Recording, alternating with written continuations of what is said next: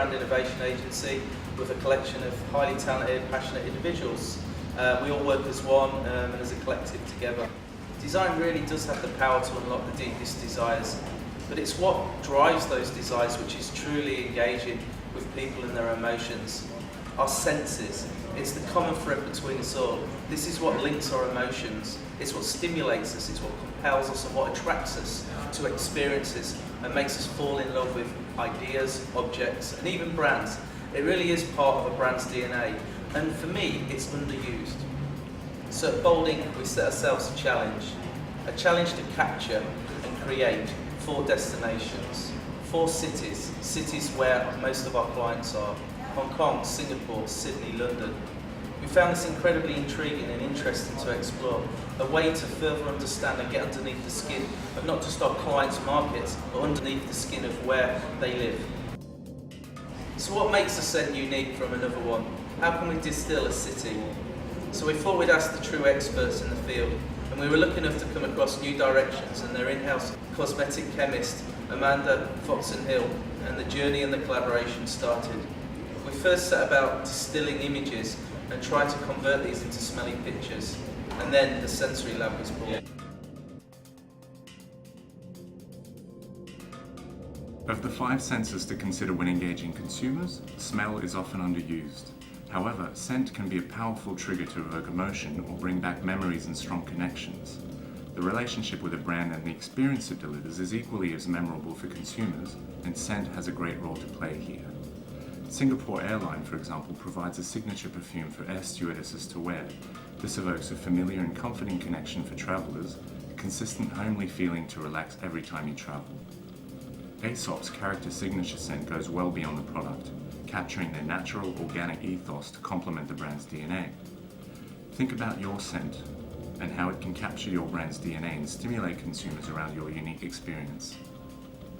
So when we're thinking about creating a story for a perfume, what we're really doing is painting a smelly picture. So we need to transport ourselves into an environment where we can really capture the essence of the experience completely. So rather than focusing on one aspect, we need to think about what's surrounding us and immerse ourselves into that situation.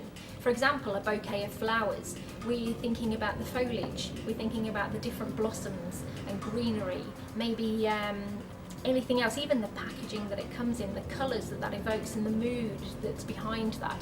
As a cosmetics chemist, what we tend to think of now is a global tribe, and those tribes are based less on where the people are and what their physical background is, and more about their holistic existence, if you like, about their dreams, their aspirations, their the interests that they have, the things that bring people together rather than the things that would possibly isolate people.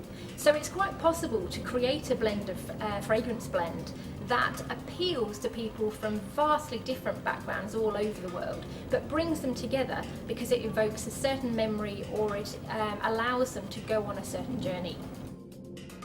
Accords combine notes from the base, middle and top to create a beautiful symphony. There is a rule of thumb as to how much bottom note, how much middle note and how much top note you should have, with around 20% of the blend being the base notes, around 50% being the middle and 30% of top notes. Like any art, this is a basic rule of thumb and not an actual law, as every different note, every different essential oil will give you a slightly different balance of properties. But combined all together, that should give you an aroma that is more than the sum of all its parts. It has some synergy. Well, where art and science meet is in design, the design process and the design arc, because if without the creativity you get nothing original, and without the ability to critically think it through, you've got no product. So combining the sort of art and science is what gives you a great perfume, or else all you end up with is something that, you know, is great in theory but it actually doesn't work in practice, or that works works logically but it doesn't do anything for people. So you kind of need to combine the two.